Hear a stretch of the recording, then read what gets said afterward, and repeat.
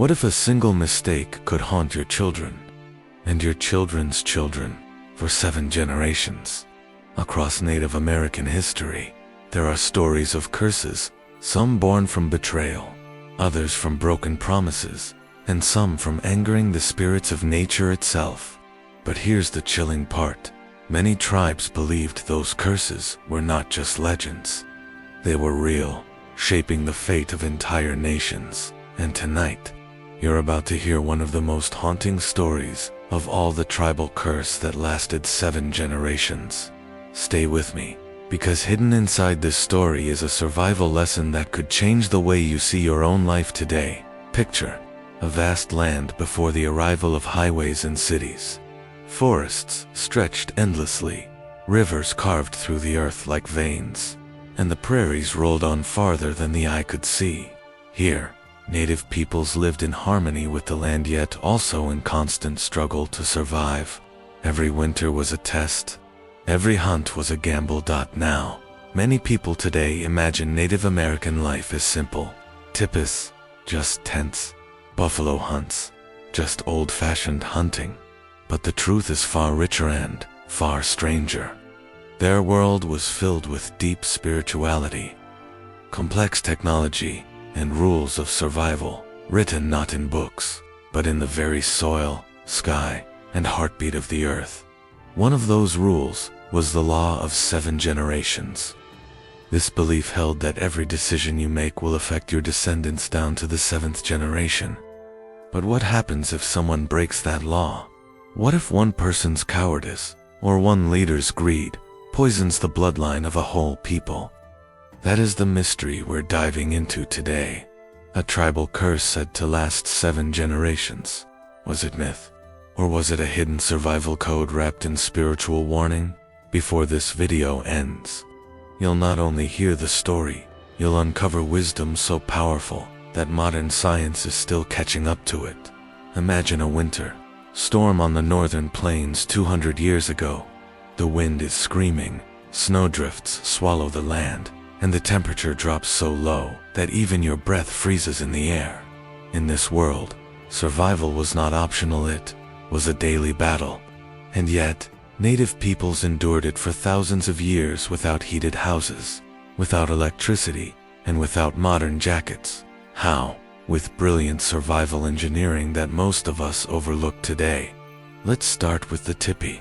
At first glance, you might think it was just a cone-shaped tent made of poles and buffalo hides. But in truth, the tipi was one of the most advanced portable shelters ever created. Its design could withstand howling blizzards, channel smoke from the fire inside, and even regulate temperature better than some modern houses. In summer, the sides could be rolled up to allow cooling breezes. In winter, layers of hides sealed out the deadly cold. The tipi wasn't just shelter, it was insulation, ventilation, and mobility, all in one. Think of it as the North Face jacket of architecture. But homes were only the beginning. Clothing was another battlefield of survival. A buffalo hide wasn't simply fur and skin, it was armor against the wind. Stitched carefully with sinew, sometimes doubled for extra protection. Children were wrapped in rabbit furs, which provided more warmth than wool. Snowshoes, carved and woven from wood and rawhide, allowed people to walk over deep snow the way we walk on sidewalks. And moccasins, soft, flexible, and perfectly adapted to grip frozen ground. Many were lined with fur, turning them into nature's winter boots. Tools also carried a brilliance hidden in plain sight. Take the bone needle. Without it, clothing couldn't be sewn tight enough to keep out the cold, or the obsidian blade sharper than most steel knives, even today. Every object, from the smallest awl to the largest bough, was part of a survival system tuned to the land. Now, here's where it gets even more fascinating. These technologies weren't only practical, they were spiritual. Many tribes believed that every tool had a spirit. A bow wasn't just wood and sinew. It carried the spirit of the animal who gave its tendon, the tree that gave its wood, and the hunter's own prayers. If you disrespected your tools, they could fail you when you needed them most. And this brings us back to our story of the curse. Imagine a young warrior who neglects to honor his tools, who grows careless, who cuts corners. He goes into the winter unprepared. His mistakes don't just cost him his life, they ripple through his family, through his people, echoing across generations. Could it be that what some tribes called a curse was really a survival code? A way of saying, if you forget respect, your descendants will suffer. Think about your own life for a moment. What survival tools do you rely on? Maybe it's your job, your phone, your car? What happens if you treat them carelessly, without respect? Could your mistakes ripple forward in ways you can't see yet? The tipi still stands as a reminder, a design so perfect, it survived centuries of storms. But would the people who built it survive the storm of betrayal that brought a curse down on their tribe? That's where we're headed next. If survival engineering kept the body alive, then rituals and traditions kept the spirit alive. And in native communities, the spirit was just as important as food or shelter. Every sunrise, every drumbeat, every shared meal carried meaning. Life wasn't divided into ordinary and sacred. All of it was sacred. Picture a village at dawn, smoke rising from tipis, the crackle of firewood, the sound of women grinding corn or preparing dried meat, called pemmican. Children run barefoot in the dust, their laughter mixing with the rhythm of drums from the ceremonial lodge. Every role was clear, every task connected to survival. But these were not just chores. Cooking, hunting, tanning hides, weaving baskets, each was performed with prayer. Work and worship were one. Family was the backbone of survival. Unlike the modern idea of the nuclear family, tribes often lived in extended households. Grandparents weren't separate from daily life, they were teachers. They told stories by firelight, passing down warnings, wisdom, and humor. A boy didn't just learn from his father. He learned from uncles, cousins, elders. A girl didn't just belong to her parents. She belonged to the whole community. And here's a fascinating twist. Many tribes believed in raising children without harsh punishment. Instead, they used stories, song, and subtle teaching.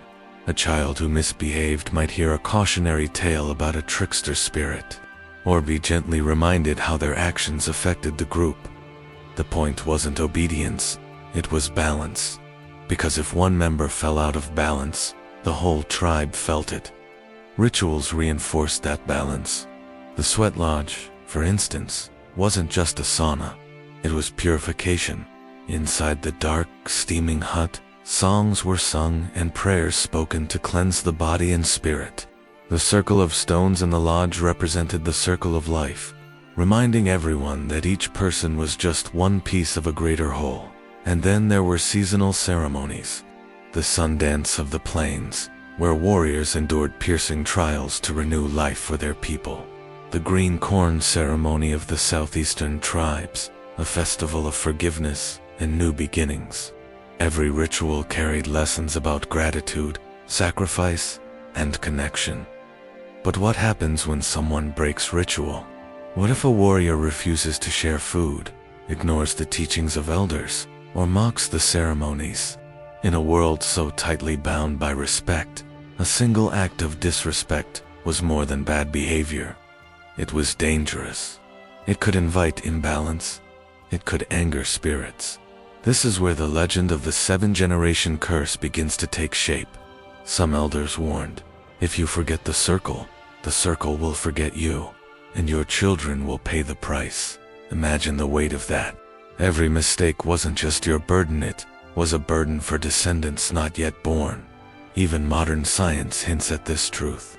Epigenetics shows that trauma, stress, even poor nutrition can echo through DNA, affecting children and grandchildren. Could the old stories of curses have been a way of describing something very real long before science had a name for it? Now picture that same village again. The sun sets, and families gather around fires. Elders tell stories of spirits, animals, and the great mistakes of the past. Children listen wide-eyed, learning lessons wrapped in myth, Among them, one boy doesn't listen. He grows restless. He laughs at the stories. He believes himself smarter than the old ways.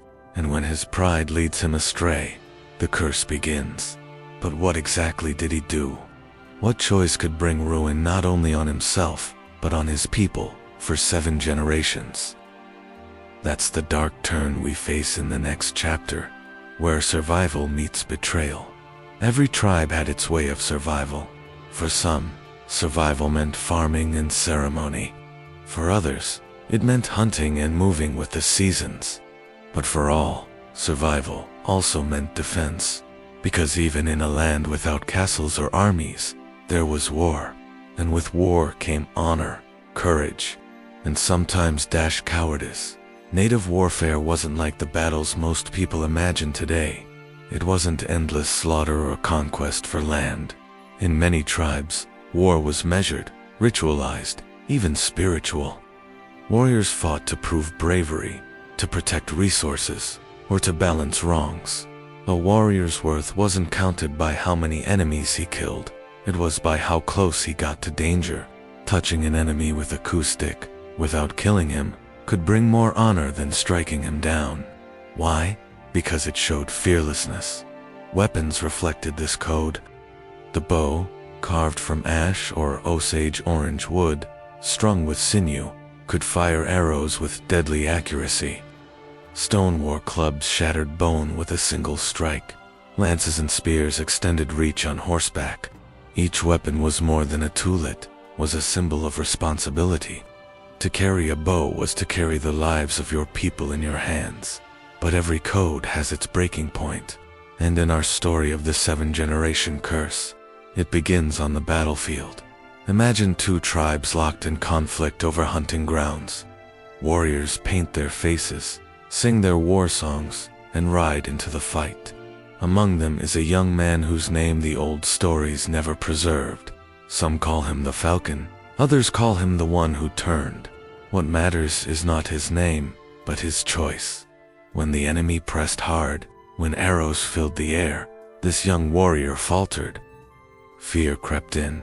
Instead of standing firm, he fled. His retreat opened a gap in the defense. The enemy surged through. Lives were lost. Elders, children, even the sacred horses were taken. His single act of cowardice cost his people everything. And here is where the curse was spoken. An elder, standing among the ashes of the village, lifted his hands to the sky and cried, "Because of your fear, because of your broken courage, your shame will not end with you. It will echo for 7 generations. Until your bloodline remembers honor, the people will suffer." Was this a curse placed by human anger? Or was it the spirits themselves who heard the betrayal and sealed the fate of his descendants? The stories don't agree. But I'll agree on one thing. The suffering that followed seemed too heavy to be coincidence. Some say his family line was struck with endless misfortune. Sons born weak, daughters lost in childbirth. Harvests failed when they worked the fields. Horses went lame without reason. Whatever the cause, the people whispered, the curse had begun. But pause for a moment. Think about this. Could the curse have been a cultural memory, a warning carved into the hearts of the people? If cowardice spreads, if one warrior runs, then the next might too.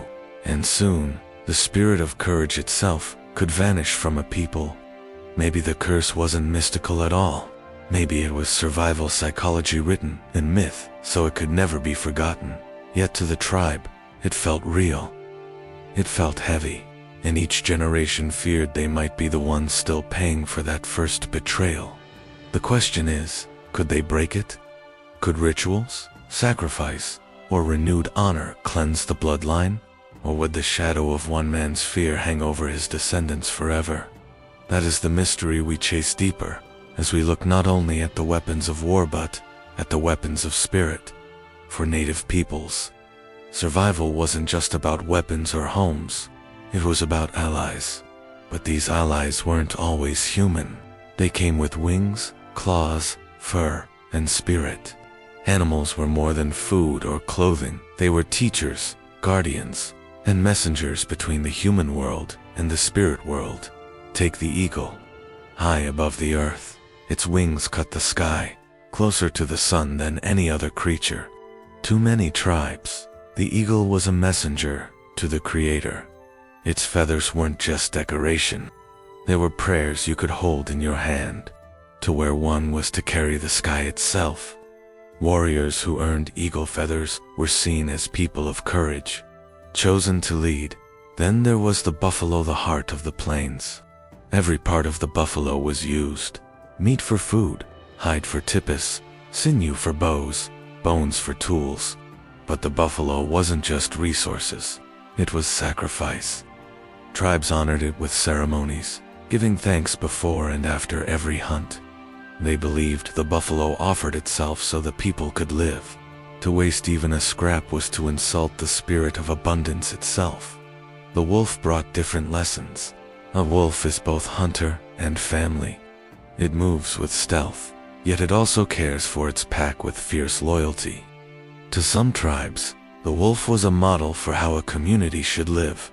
Every member watching over the others, no one left behind. A lone wolf might survive for a while, but a pack thrives together. And then there was the bear. Strong, fearless, yet deeply tied to healing. Bears were seen as guardians of medicine.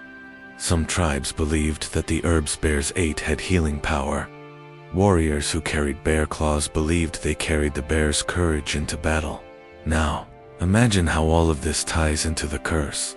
Because when the young warrior ran from battle, the one who opened the gap that doomed his people, he not only broke faith with his tribe, he broke faith with the animal spirits who stood for courage, sacrifice, loyalty, and strength. Think about it. By fleeing, he turned his back on the eagle's courage, the buffalo's sacrifice, the wolf's loyalty, and the bear's strength.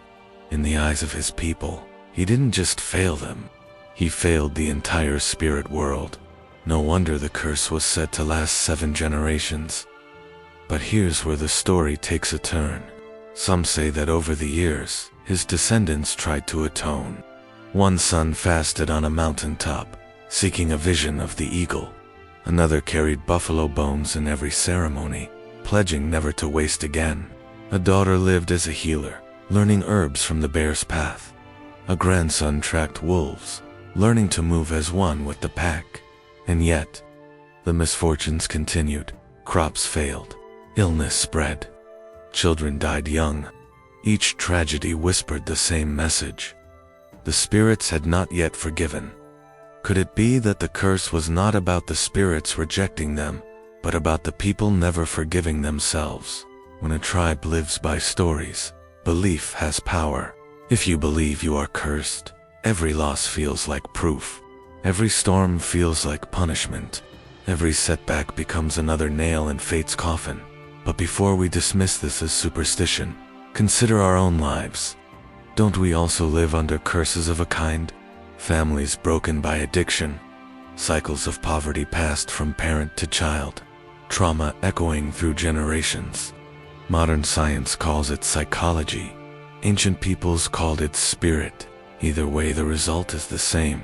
The past lives on inside us. So, the question grows sharper. Was the 7-generation curse really about spirits punishing a cowardly warrior? Or was it a Kodan, unbreakable reminder that balance with the natural world must never be abandoned? The answer begins to reveal itself in ritual, in song, and in myths that carried survival wisdom hidden inside them like seeds. If nature provided food and shelter, then spirit provided direction. Too many native peoples, the visible world was only half the story. The other half lived in dreams, visions, and the voices of ancestors. You couldn't survive without listening to them. Spiritual life wasn't reserved for priests or chiefs, it flowed through everyone. A hunter whispered a prayer before loosing an arrow. A mother sang blessings into the cradleboard of her child. Warriors fasted and cut their skin in vision quests, hoping to see through the veil and glimpse the truth of their lives. Everything was connected, the ground beneath their feet, the stars above, and the spirits within. At the heart of this worldview was prophecy. Elders told that time wasn't a straight line, but a circle. What you did today would return tomorrow, and again 7 generations later. A broken promise didn't vanish. It bent the circle, creating a ripple that could last lifetimes. This is where the curse takes on its deepest meaning, after the cowardice on the battlefield. After the elder cried his words of condemnation, people said the spirits confirmed it through signs. The shaman dreamed of a black eagle with broken wings. The fire in the council lodge sputtered and went out by itself. Children woke screaming of wolves with hollow eyes. Each omen whispered the same truth. The balance had been broken. The myths tied into this. Among the Lakota, there was White Buffalo Calf Woman, who warned that the people must honor the sacred pipe or face suffering. Among the Iroquois, the peacemaker taught the law of the great binding, that peace could only last if promises were kept. Every culture had stories saying the same thing: betray the sacred, and you betray your descendants. But was the curse truly supernatural, or was it the people's way of enforcing morality? By wrapping justice in myth, they ensured no one could shrug it off. A coward didn't just dishonor himself, he endangered 7 generations. That's a punishment no warrior could ignore. Yet here's the chilling part. Even when descendants tried to live with honor, tragedy still struck. A famine one year, an epidemic the next, raids from enemies when defenses were weakest. Each blow deepened the belief that the curse was alive, and belief itself has power. Fear can shape choices, can drain courage, can make a tribe see disaster where others might see chance. Imagine growing up under that shadow. From the moment you are born, people whisper, "You carry the blood of the one who ran. You must atone." Every mistake you make, every misstep, feels heavier. You don't just fail yourself, you fail 7 generations of hope. Could you live under that weight? And yet, some did rise.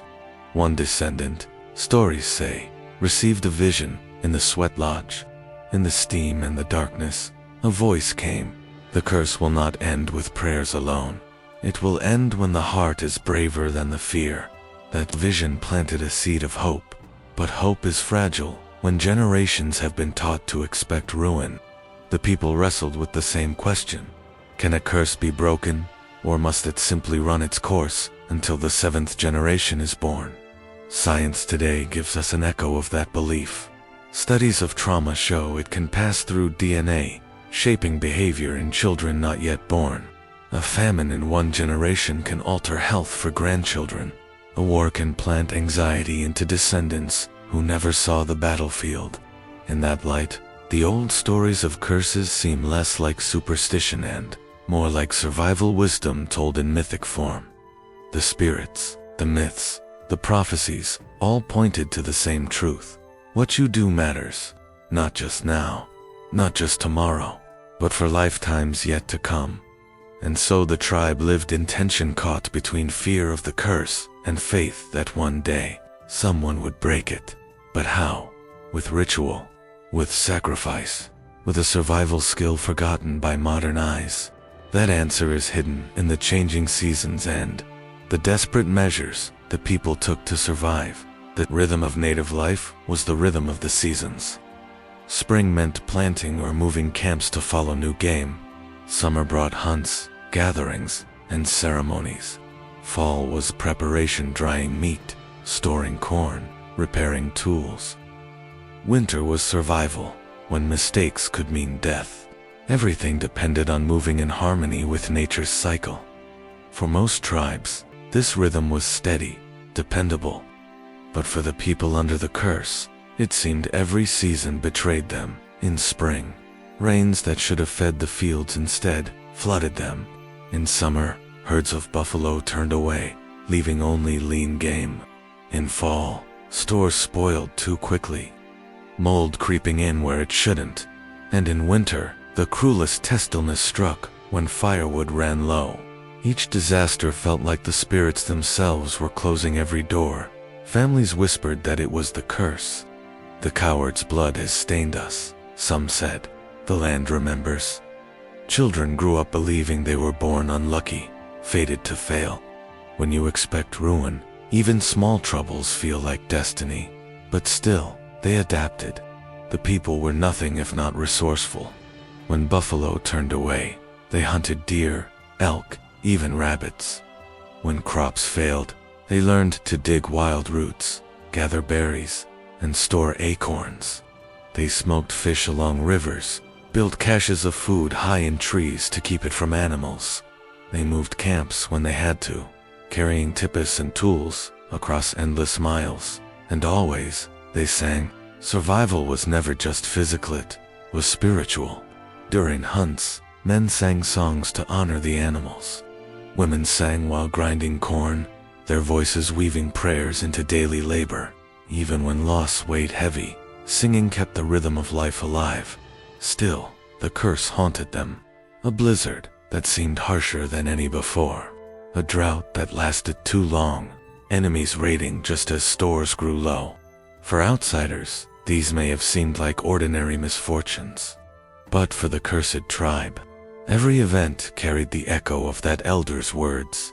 7 generations will suffer. Here's where the story bends toward mystery. Some say that, during the 3rd generation of suffering, a child was born who could see visions of the seasons before they happened. He warned when floods were coming, when buffalo herds would pass, when sickness threatened. His visions saved lives, yet he carried a heavy burden. For though he could see the disasters, he could not stop them all. And each time tragedy struck, despite his warnings, people muttered, "The curse still lives." Others tell of a daughter in the 5th generation who tried to break the cycle. She led her people to a new valley, rich with soil and water. For a time, it seemed the curse had ended. Crops grew tall, hunts were plentiful, children laughed again. But one night, lightning struck and set the valley ablaze. Fire consumed the lodges, scattering the people once more. The survivors wept. The curse has followed us here. This constant struggle reveals a deeper truth. When people believe they are cursed, survival becomes more than physical, it becomes psychological. Every setback feeds despair. Every success feels temporary. And when despair takes root, it is harder to rise. Yet the people endured. They moved with the seasons. They sang to the spirits. They honored the land even when it seemed to betray them. Because if they gave up those traditions, they feared the curse would grow even stronger. And here lies the hidden wisdom. Whether the curse was real or not, it forced the people to remember one lesson. Survival demands resilience. You can run from a battle. You can fail your people once, but if you keep running, if you let despair define you, then the curse wins forever. So the question remained, would the 7th generation finally rise with courage enough to break it? Or was the shadow of one man's fear too heavy for even time itself to erase? The answer begins to appear when we look at the lessons this story offers us today. When we hear the story of a curse that lasted 7 generations, it's easy to think of it as just myth, a spooky tale around the fire. But if we look closer, we realize these stories weren't only about the past, they were warnings for the future. Warnings that still matter to us today. Let's start with the principle of 7 generations itself. Among the Iroquois Confederacy, leaders were told to make every decision by asking, "How will this affect the 7th generation after me?" That meant choices about hunting, farming, war, and peace weren't judged only by short-term gain, but by long-term survival. Compare that to today, when most leaders think only about the next election, or companies think only about the next quarter. If we applied the 7-generation rule now, would we poison rivers for profit? Would we strip forests without replanting? Would we leave the climate crisis to our grandchildren? The curse story forces us to face those questions. It says, if you act with cowardice, greed, or carelessness, your children will carry the price. Isn't that exactly what we see today with polluted air, collapsing ecosystems, and cycles of poverty? We may not call it a curse, but the effect is the same. Another lesson is about courage. The curse began when one warrior ran. Maybe he was just a boy. Maybe fear overwhelmed him. But his single act changed history. Courage, then, is more than personal bravery. It's a responsibility. Because when you choose courage, others stand stronger. When you choose fear, others may fall. That's as true in a workplace or a family today as it was on a battlefield centuries ago. The curse also teaches resilience. Even under the weight of misfortune, the tribe kept moving with the seasons, kept singing, kept honoring the land. They could have abandoned their ways, but they held fast. And that stubborn survival spirit is something we all need, because life will hand us curses whether trauma passed through families, or poverty passed through generations, or disasters we never saw coming. The question is, will we surrender to despair, or will we adapt and endure? And here's one more layer. Science now shows that trauma really can last generations.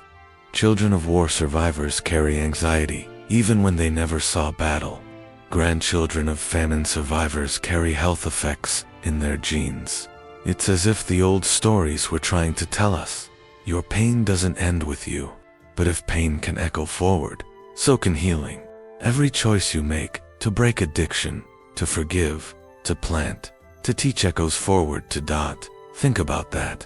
The warrior's cowardice may have cursed 7 generations. But what if courage can bless 7 generations? What if one act of bravery, one act of respect for the land, one act of love for family, can ripple forward just as powerfully? That is the hidden survival code inside the myth. It's not just about fear of curses, it's about hope of renewal. The law of 7 generations isn't only a warning, it's also a promise.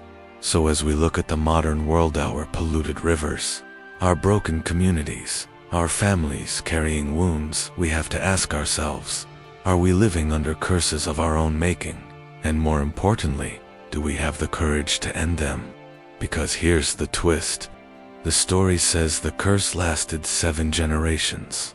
But what happened in that 7th? Did they finally break free? Or did the shadow linger still? The answer may shock you. For 6 generations, the people carried the weight of shame. They whispered of the coward who ran, of the elder's curse, of spirits who turned their faces away. Misfortune became their shadow. But shadows only grow long when the sun is about to set. Then came the 7th generation in the old stories. This was a boy born in winter, during a storm so fierce that even the elders thought no child could survive it. Yet he did. They called him one who stands again. From his earliest days, he seemed different. He listened to stories others had grown tired of. He carried himself, not with pride, but with quiet steadiness. When he was old enough, he went alone into the hills for a vision quest. For 4 days he fasted, through heat and cold, thirst and exhaustion. On the 4th night, as he lay shivering, a dream came. He saw the eagle, wings torn as in the old visions, but now the eagle rose again, feathers glowing like fire. Beneath it stood the buffalo, the wolf, and the bear. Together they spoke. The curse ends when courage returns. The boy woke and knew his path. Seasons passed, and his people faced another great trial. Enemies threatened to raid, just as in the days of his ancestor. Fear rippled through the camp. Memories of loss whispered, "We are cursed. We cannot win." But the 7th generation warrior stepped forward. He painted his face, lifted his coup stick, and said, "If the curse is real, then let it break with me. If fear can echo for 7 generations, then so can courage." When battle came, he did not run. He rode straight into danger, touching enemies with his coup stick, daring death itself. His bravery ignited the others. Warriors rallied. The raid was turned back. For the first time in memory, the people stood victorious without crippling loss. Some say the spirits lifted the curse that day. The crops grew strong the next season. Children lived longer. The shadow began to fade. Others say the curse never existed at all, that it was belief in the curse that had chained them. and belief in courage that finally broke it. But here's the twist. Perhaps both are true. Perhaps curses and blessings are not gifts from outside, but seeds planted inside us. Fear waters the curse. Courage waters the blessing. And whichever we feed grows for 7 generations. Think about the brilliance of this survival wisdom. By wrapping courage in myth, the elders ensured no one would ever forget its importance. By telling of a curse, they taught that cowardice was not just a personal failing, it was a danger to the whole community, echoing far beyond one life. And by telling of its breaking, they taught that redemption is always possible. Now pause and ask yourself, what curses are you carrying? Maybe not from spirits, but from family wounds, broken trust, or choices made long before you were born. What would it take to break them? To stand in your own battle and say, the chain ends here. The 7th generation warrior did not just redeem his ancestor. He reminded his people of the law of life itself. Every choice ripples forward, and courage, once chosen, can heal even the deepest wounds.